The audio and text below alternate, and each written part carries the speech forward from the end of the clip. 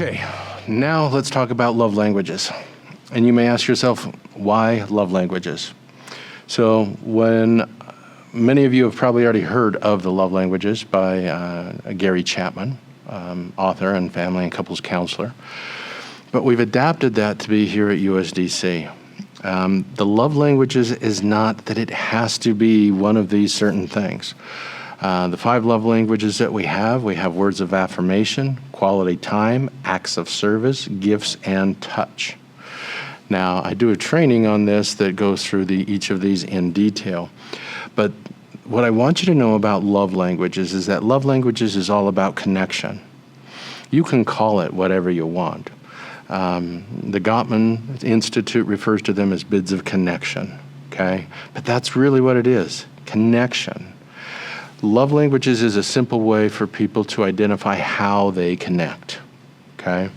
So as an example, we have the posters and we go through, and within the Skill Builder binder, we have a quiz, a basic quiz, 30 questions that you can go through and figure out your love language. During that, I want you to focus on your top 3. Most people, when they do the love languages, they only focus on their top 1. And that's, in my opinion, where they miss the mark, because we're complex. Each of us has a different love language that is expressed differently in different situations.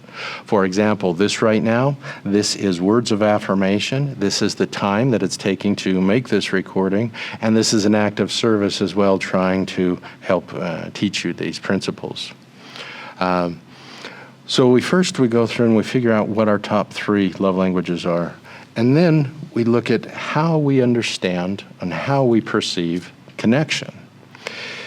If you've ever had somebody tell you that you don't care about them, it is 100% directly related to their love language.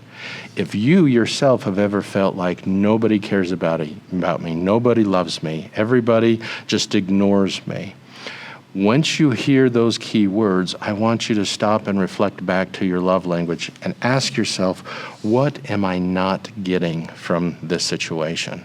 Okay?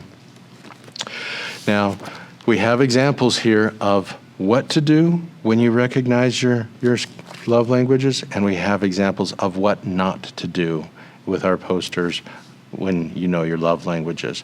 These are the things that damage relationships.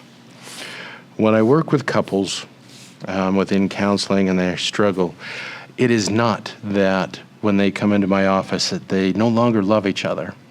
9 times out of 10, it is because their love languages are on different levels and they don't match. Somewhere they did in the past, which is why they got together as a couple. So love languages is about awareness. I refer to it as the cheat sheet to understanding people. When you figure out somebody's love language, you now know how to connect with them, and you now know how to make them feel valued, okay? Probably one of the most important principles that I could tell you. Like I say, some people, they may get stuck on the word love languages, but call it whatever you want. Find the ways to connect.